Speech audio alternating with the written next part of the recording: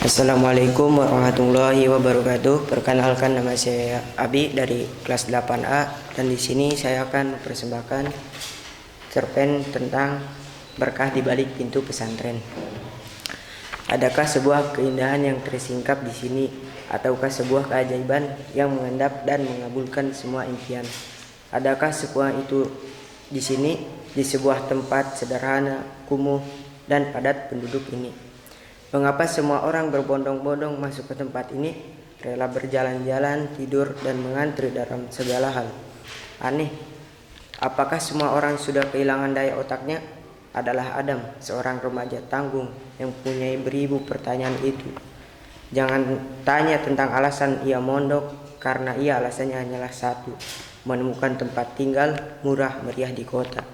Pesantren menurutnya lebih baik daripada harus ngekos di kos kapsul. Bahkan kos yang ukurannya 2 kali 1 meter persegi itu lebih mahal daripada pesantren. Tapi tatkala ia bermukim di pesantren ini, beribu pertanyaan merangsek di otaknya. Tepat ketika malam mulai menggelarkan tirainya dan bintang menyemai di sana, sebuah pemandangan tak wajar menyentil matanya. Dasar kurang kerjaan, kenapa pula berdesak-desak demi sisa air minum Mbah Kiai, cacinya. Mendengar pertanyaan bodoh itu, Panji menepuk jidatnya dan langsung tertawa. Kau itu santri bukan, Dam? Sisa air minum itu kan banyak barokahnya, tungkasnya. Barokah apaan? Banyak penyakit lah ia. Adam, masa kau nggak percaya dengan barokah? Santri jenis apa kau ini? Ji, ini tahun 2020. Modern sedikit napa? Takayul kok masih disembah-sembah. Bodoh ah.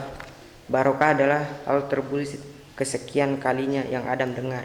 Semenjak ia menjejakkan kakinya, Adam sadar bahwa kehidupan di pesantren benar-benar tak bisa dilogika. Ia masih ingat ketika malam pertama di mana telinganya mendengar hal tak logis dari sang kiai. Jangan biarkan dirimu mendengar dunia, tapi biarkan dirimu dikejar dunia.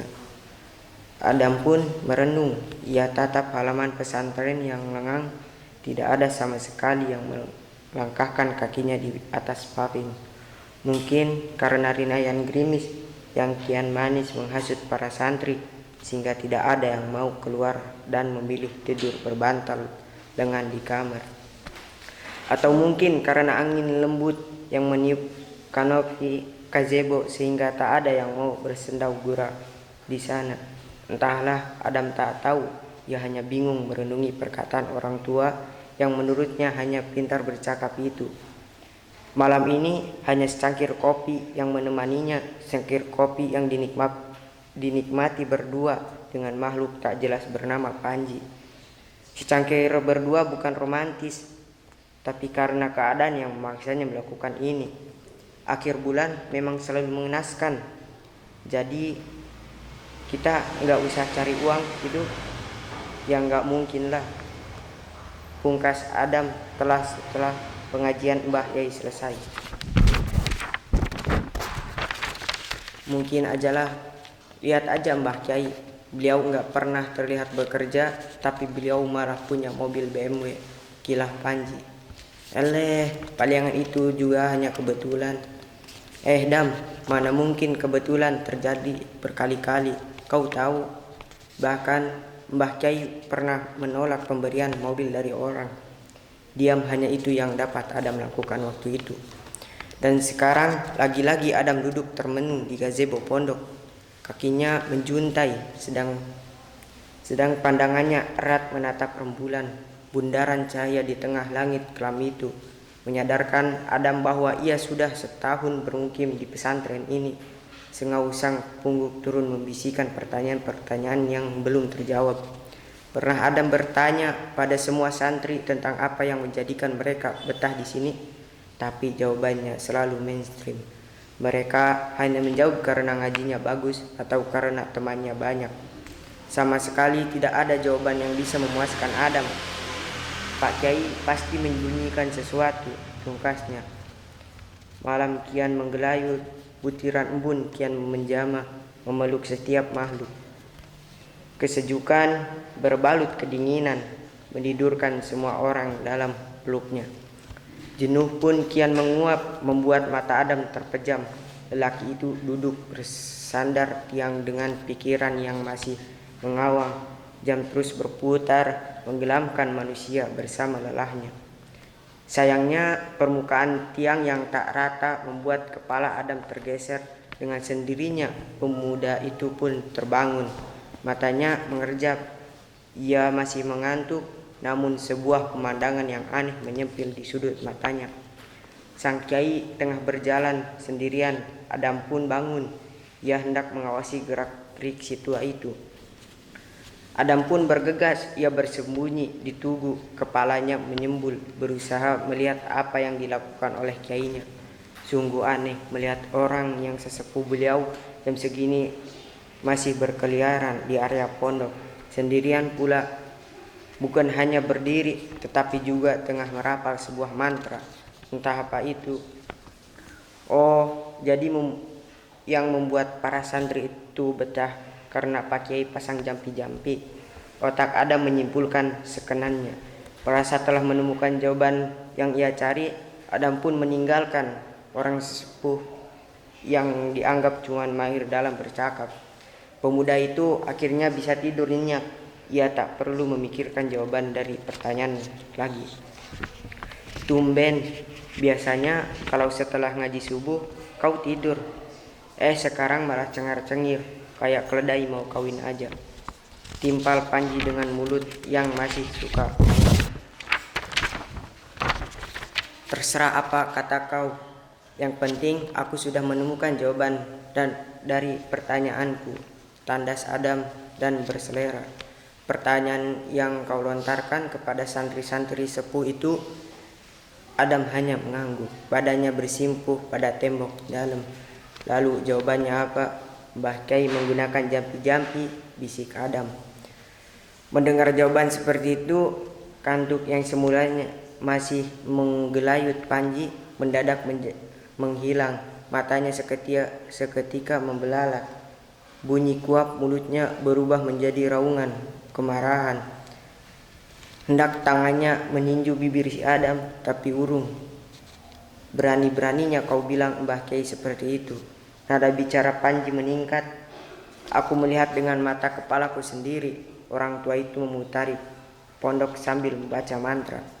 Panji tak dapat menahan amarahnya lagi. Ia pun berdiri lalu mengangkat Adam dengan cara mencengkram kerahnya. Bilang sekali lagi, kusobek mulutmu, raungnya. Santri-santri yang terkantuk-kantuk mendadak melek. Sontak mereka bangun dan mengerumuni Panji. Beberapa pengurus langsung keluar dan melerai Adam serta Panji. Naas, tak hanya pengurus serta santri, sang pengasuh pun turut keluar dari dalam. Teriakan Panji menampaknya membahana di seluruh lingkungan pesantren. Tak khayal seperti mengetahui seluk-beluk perkara, sang kiai pun langsung mendekat. Para santri pun beringsut mengundurkan diri sembari menundukkan kepala, memberikan jalan bagi sang guru. Melihat sang kiai, Panji pun langsung bersimpuh. Emosi yang tadi begitu membara musnah begitu saja. Dengan lembut Mbah Kiai mengangkat tubuh Panji supaya berdiri. Setelah itu beliau membawanya masuk ke dalam seorang diri. Biarkan aku berbicara dengan Panji, kalian bisa beristirahat. Dahulu beliau ketika lurah pondok hendak ikut masuk ke dalam tanpa meminta sebuah alasan. Si lurah pondok langsung mengangguk dan Mbah Kiai pun menutup pintu. Panji langsung bersimpuh, pandangannya sempurna tertunduk. Pemuda itu sama sekali tak berani menatap gurunya yang berani tepat di depannya. Saya sudah mendengar apa yang kamu dan Adam bicarakan. Kamu tahu kenapa kamu yang saya ajak masuk ke dalam? Panji menggeleng. Bonten Kiai, celetuknya. Tidak seharusnya kau lawan ketidaktahuan dengan kekerasan. Tapi Kiai, dia sudah menghina jenengan. Bukan menghina, tapi dia tidak tahu apa yang saya sedang ia lakukan. Bukanlah kebaikan tak selalu dibalas air susu, biarkan dia mempelajari lebih dalam lagi. Bukankah Nabi Ibrahim juga perlu waktu untuk menemukan kebenaran? Leres Kiai, sekarang beristirahatlah, minta maaflah pada Adam. Panji pun beringsut mundur, baru setelah sampai ia ambang pintu, ia berdiri lalu keluar. Ternyata tepat di daun pintu Adam tengah berdiri seperti sedang menunggu kedatangan Panji. Maafkan aku Dam, tidak seharusnya aku membentak orang yang sedang belajar. Panji mengulurkan tangannya, Adam pun menerimanya tanpa kosong. Otaknya dipenuhi oleh banyak pikiran. Melalui daun pintu ia terbuka sedikit. Ia sempat mendengar semua percakapan Mbah Kiai dengan Panji tadi. Sontak hal itu membuatnya bingung, tak mengerti ada sesuatu yang mengalir jernih di sanubarinya, entah apa itu. Demikianlah yang bisa saya sampaikan. Wabillahi taufiq wal hidayah. Wassalamualaikum warahmatullahi wabarakatuh.